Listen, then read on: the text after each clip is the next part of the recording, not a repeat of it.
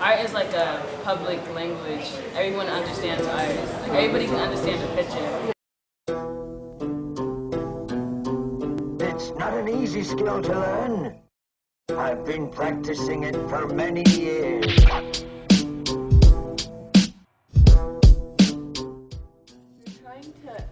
Basically, we're just getting a better insight on the aspect that race plays on the making of art, and how, specifically teens here in Boston have incorporated their race into their art, and incorporated self-identification into their art, and how it's portrayed through different forms. Right, and also how when many people speak of race, they immediately think of racism, which is a negative factor, but if you think about it, race actually produces many things that are very beneficial to this world, and without it we wouldn't function as we're functioning now. Like art, without art, there wouldn't be any self-exploration. You won't know, there's a lot of things that you won't know about yourself if there wasn't race and there wasn't art.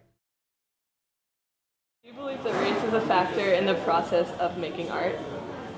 Yeah, I think it's a big factor. Culture has a lot to do with the way someone paints. It can become a factor if you take it's like if you choose a route of history in your art culture and you agree with it or disagree with it, you might become an artist that focuses on cultural art. Or you might. I went to Boston Arts Academy, and there was a what was his name? I don't remember what his name was, but he came from Africa, and his art was completely different from the way I painted, and you can tell that it had his culture in it because he painted a lot with shapes.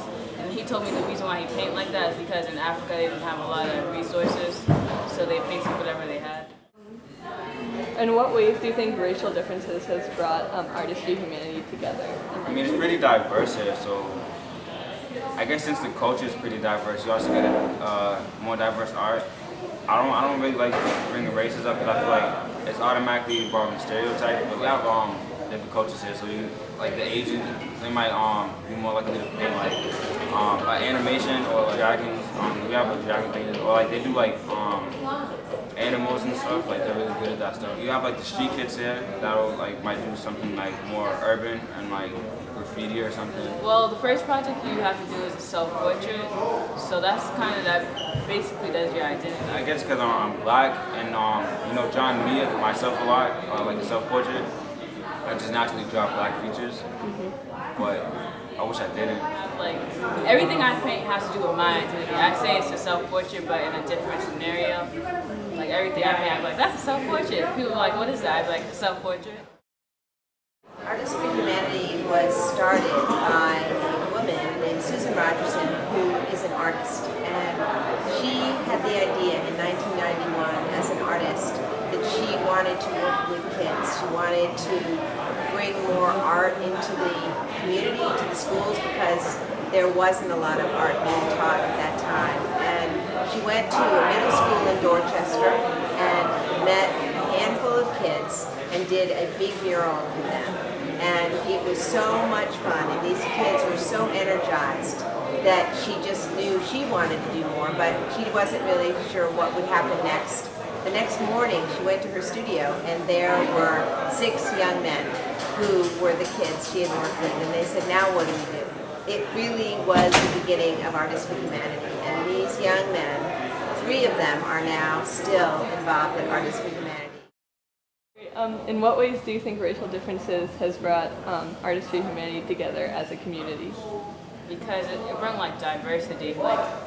Everybody's different. We have a lot of different races here, and I just think it brings people closer because every artist is different. So if we were all the same, then I don't think we would be artists. How do you think art has brought racial backgrounds together in history, and how it has helped the progression of a more accepting society?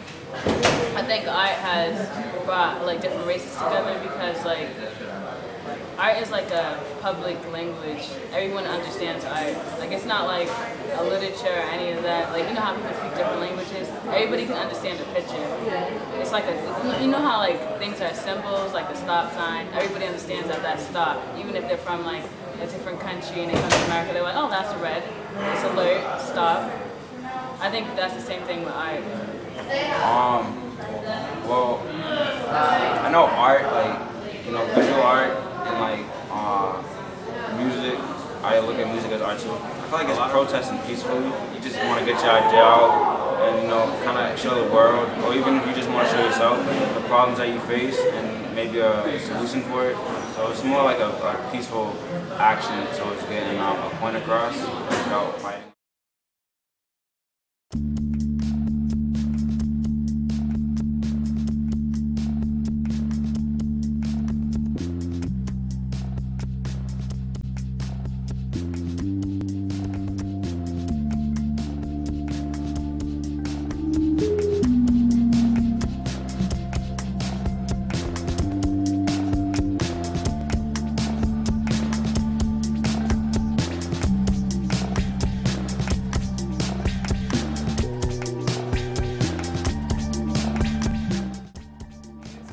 Artists for Humanity and like Urbano kids, like they were caught off guard when we asked about their race, you know, because they're not used to that being a factor in art. It's just interesting how like people are very unaware of it, how big of a and I role think it society plays. plays a huge part in it. Yeah. Society tries to block kids from the idea of like recognizing different races. Like I know when I was in kindergarten, we never talked about race.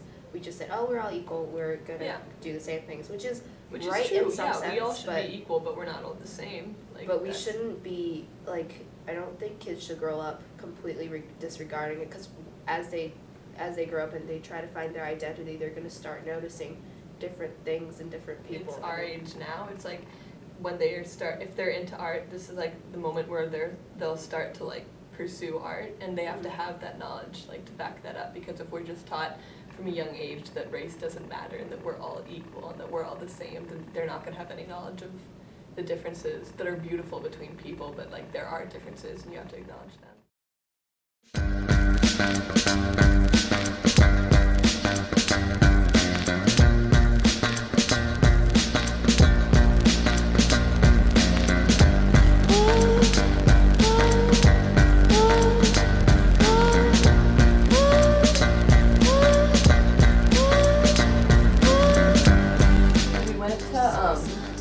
Urbano Freedom Trail exhibit, and we interviewed some kids, basically just asking, you know, what their nationality is, what brought them to Urbano, and how it what inspires them. What inspires them in Urbano, what's made a long-lasting effect on them. And then it was interesting when we tied questions in about race, they were caught off guard, because it's not something you typically think about while making art, but you think about your identity, so it all ties back. Do you guys ever talk about race or like identity? Like when you're making art, do you like put your race and culture into it, or?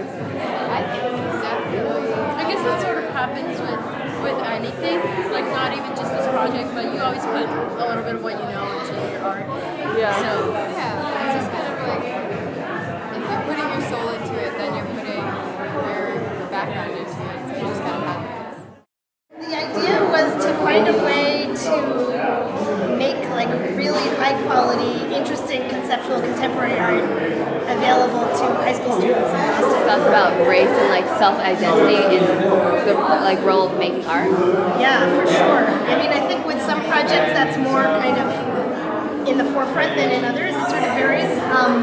But I think that for us, you know, the experience of making art in the studio, as you probably already know, is really about kind of learning about yourself in some ways. And a huge part of that is thinking about, you know, how people identify to themselves